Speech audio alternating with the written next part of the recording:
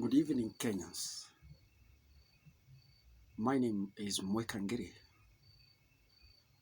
I am the Senator aspirant of Meru County come 2022, with or without the BBI. But that is not what has brought me to this webinar tonight.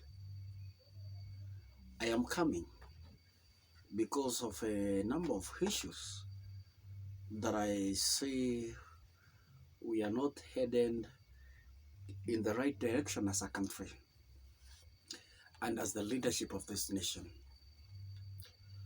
First, I would like to begin by saying, in the year 2000 or in the 90s, before getting to the 2000s, our economy was not that much good,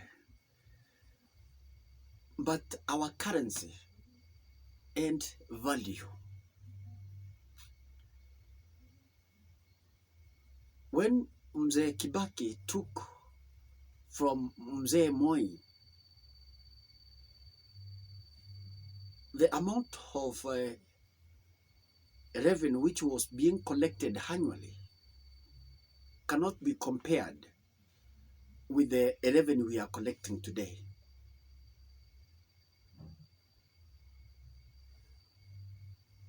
The budget that Mzee Moi used to improve the education system of this country was so much fixed and with no borrowings. And you can see in those 90s, during the Nyayo era, how Mzee Moi managed to improve the education system of this country. We cannot even blame the health during the era of Mzee Moi. We can blame him for many issues and for many reasons, just because of democracy and based on political lines. May he rest in peace. When Kibaki took from Moi, the economy of this nation was ended towards a wrong direction. But Kibaki was one of the best economic minds we had in Africa. It transformed the economy of this country. We gained the best value of our currency. Even the job opportunities were readily available. Talk about the agricultural-based economy. In a span of 10 years when Mwai Kibaki was the president, was really appreciable. For example, here in Meru, it's that time during his era, it's when we end the London and Netherlands market for Mira. It's a time we enjoyed the best in tea bonuses. It's a time we enjoyed even the substantial farming. We enjoyed the readily available market. Talk about the potatoes. Talk about everything. The agriculture was well reformed, was well organized in a manner whereby everybody could reap the benefit of an improved and well-organized agriculture. Is at that time we had the parliamentary system of governance, and surely, from 2007 to 2013, that is the last term of Mzee Kibaki. He had a very rough time to run this country because of one, the opposition and the majority in the parliament. Unlike nowadays, we have them by bicameral legislature. We end the local authority and we end the central government. So in the central government, Mr. Kibaki worked very well with the challenges and all sort of constraints and limitations, whereby he never had the terrain of numbers in the assembly. So this one simply reciprocates the information that the government business in the National Assembly was jeopardized by the opposition. You remember, Raila Odinga was the prime minister, and how they sabotaged that last term. In that last term, when we reached, I think 2010, 2009, 2010, is that time that we began as a country the conversation of changing our constitution and having our own constitution as a country. It's this constitution which was brought, or which we end, and it was steered by Mzee Raila, Kibaki, Uhuru Kenyatta when he was the deputy prime minister, Musalia Mudavadi, and the rest. And they did a very commendable job of ensuring that our country is having our own constitution. So this constitution brought a good fruit of devolution. We have seen devolution working despite of massive corruption, nepotism, embezzlement of fund, misuse of office. We have seen the devolution really working. And we would like, as a nation, as the leadership of this nation, despite the conversation we are having this time to amend the constitution, what we need is ensuring that we strengthen the devolution, we support the devolution, and make and ensure that our counties are fully working. And before I get to our counties and to the devolution at large, we need first to understand where we have come as a nation. So this constitution was well for our nation. It's the best constitution that we have. I think it's the best constitution in the world. So this kind of constitution that we have, we should not just start to rush to have it be torn into pieces. We cannot tear this constitution and try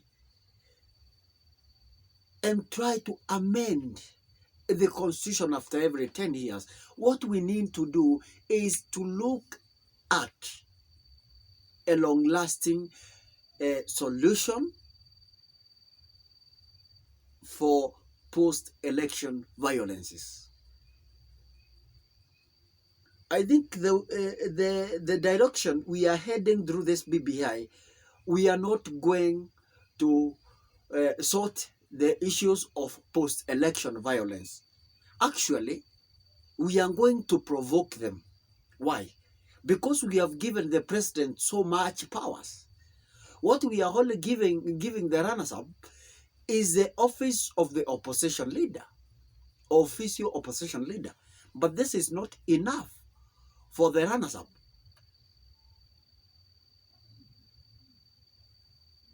I have heard the supporters of the BBI trying to say that this is not the high time to give recommendations and opinions and views to this document. But I want to say that we cannot just support blindly this document because it's being supported by Raila Odinga, because it's being supported by Uhuru Kenyatta. We cannot just rise up and support this document blindly. We have to read it and internalize. You know, in this document, there are some things inside there that are so good.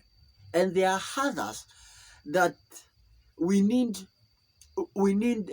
to discuss. We need to sort them, solve them, internalize more about them, and come up with finality. I'm not going to get into deep of them. But what I want just to say in simple is that let us first embrace constitutionalism, because that is what we are lacking as a country. We can amend the constitution 50 times. We can amend the constitution even twice a year. But without the spirit of constitutionalism, we will not be able to implement, to execute the constitution that we have. We have the 2010 constitution, but how far have we implemented this constitution? I'm not opposing the BBI. I am not opposing it at all. But the question of constitutionalism should come first. For example, we have the 2/3 gender rule. We have not executed that. We haven't. We saw the other day when the Chief Justice, who is the president of the judiciary, when he gave the advisory, as the Constitution stipulates, that the Chief Justice will give an advice or shall give an advice to the President on how to dissolve the Parliament. Some people came out to abuse the President of the judiciary. They don't have the respect of the judiciary. So, in other words, we are not respecting the rule of law. We are not embracing the rule of law. How many times in this nation we have seen the cabinet secretaries failing to obey, to observe, to follow court orders? We have seen the president himself failing to give the respect to the judiciary, failing to give the respect to the legislature, not giving the judiciary and the legislature the independence of working.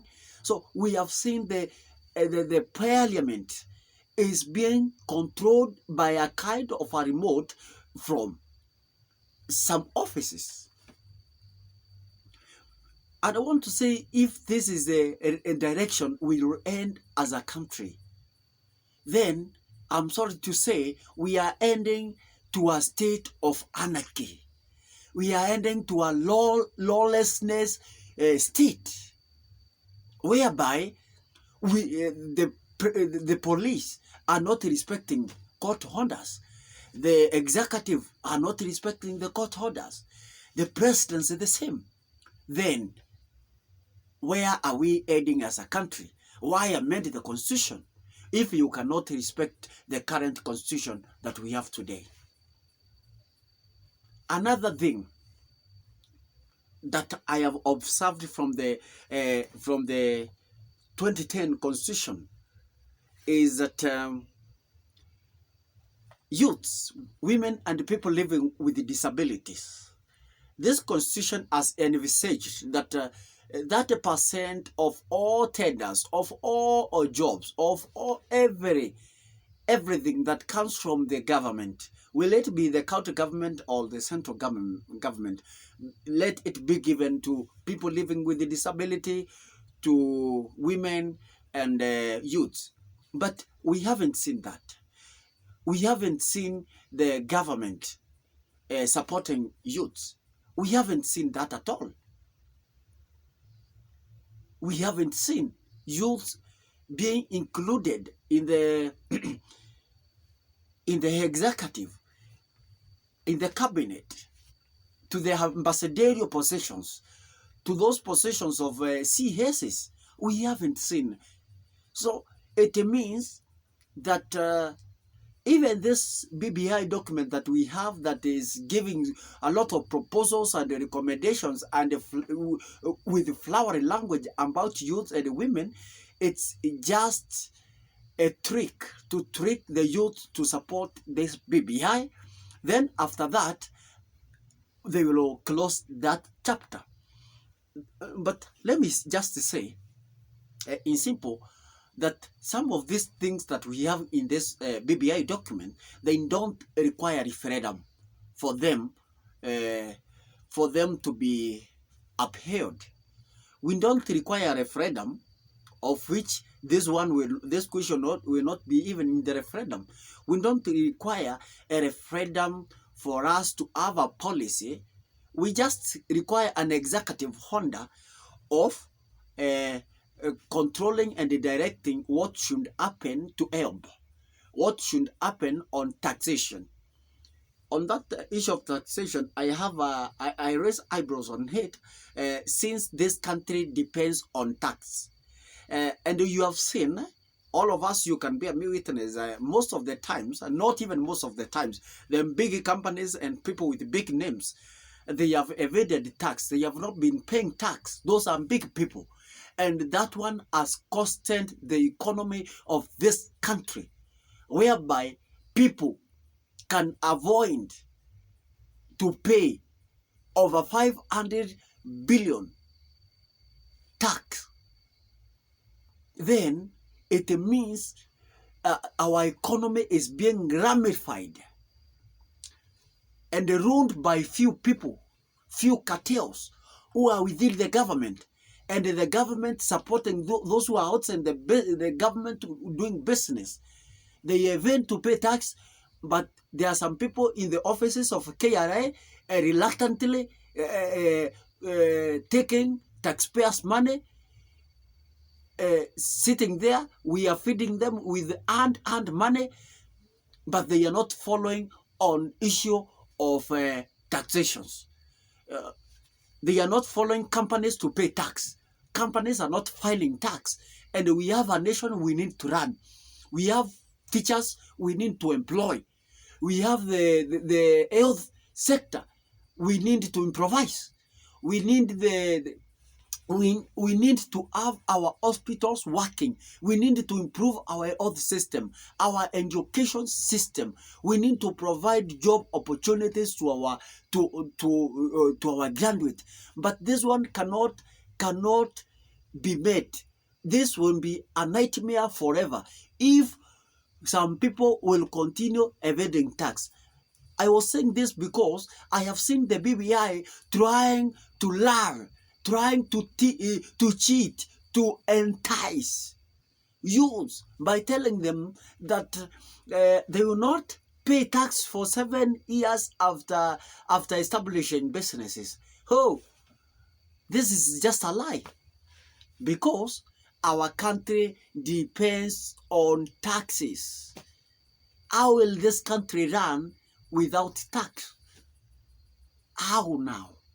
So it tells you, for the country to run, we'll have to overburden some people. It tells you, for teachers to be paid, for doctors to be paid, for devolution to continue working, we have to overburden mwananchi. We have to increase the cost of living to commoners so that the government can run, so that we, as the leaders, can be paid, so that those people who depend on corruption so that they can get what to loot and to embezzle. They have to overburden mwananchi. Why am I so contrary to the idea of 7-year tax holiday?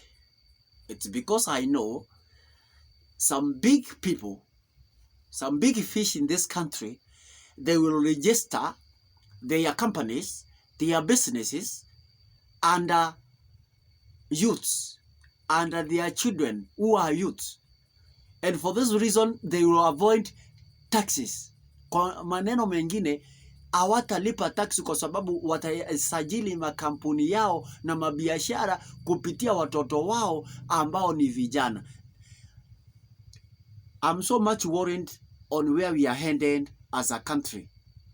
On the same issue, because this is touching on our economy. And as I said earlier, that our economy is in ICU. The state of our economy in this nation is ruined, ramified. We are in a state of economic ramification. In a very closed kind of economy, where businesses are not expanding, where there are no job opportunities, where there are no new businesses sprouting, because there is no money. The GDP is still falling down. Our industries are still closing. People employed in those companies and the industries are still losing their job positions.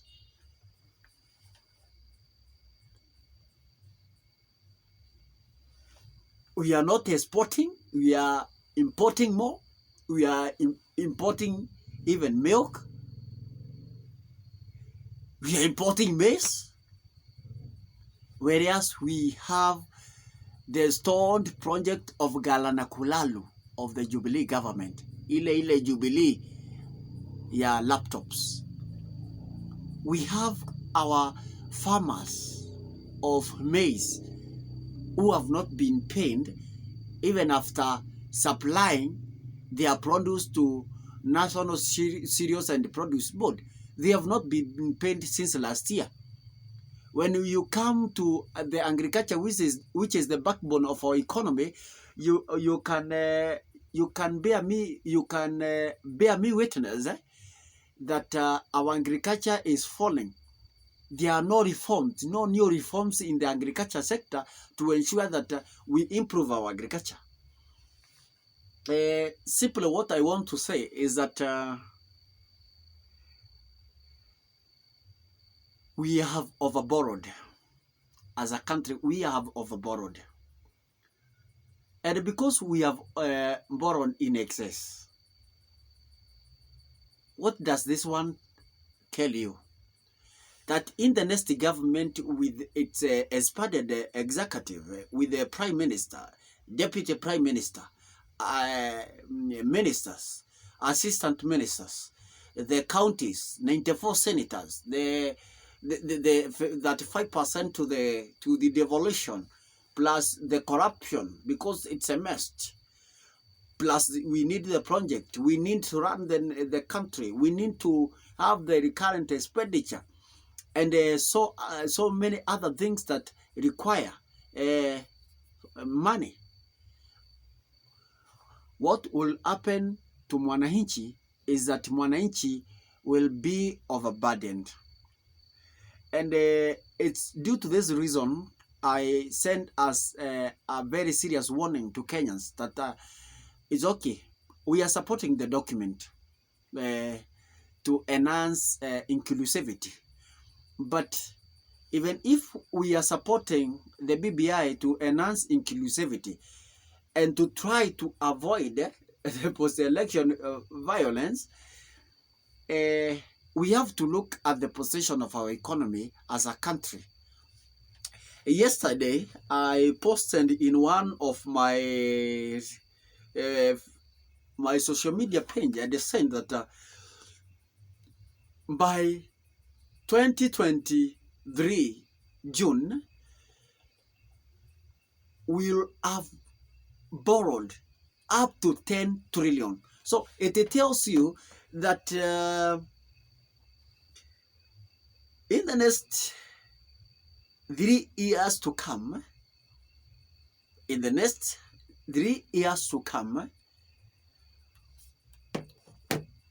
our economy will be so much fixed and totally poor. It doesn't matter who will be the president, but the next government will have a very difficult time to fix the economy. You may imagine 10 trillions foreign debt. You may imagine the kind of corruption in our country. You may imagine that we need services in our country. What will happen? Mwananchi will have to buy a 2 kg of sugar at 300 so that we can pay teachers. Mwananchi will have to buy a 2 kg of sugar at 400 so that we can pay nurses, so that we can avoid a go slow to our people working. It tells you, for us to run this country, we'll have to overburden mwananchi. So the cost of living, for you to buy unga and the sugar and the rice and any other thing, we'll have to overburden mwananchi. So Kenyans, take caution. Be warned. We are not ending in good direction as a country. It's okay. You wanted to change the constitution to occupy 4 positions, or how many positions? To add 3 more positions.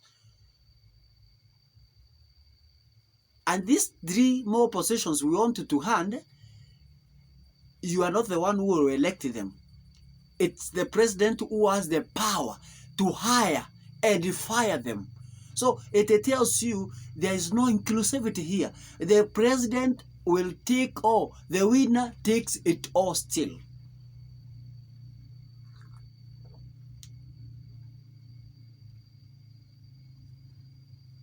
Kenyans, it's not a joke to have an expanded government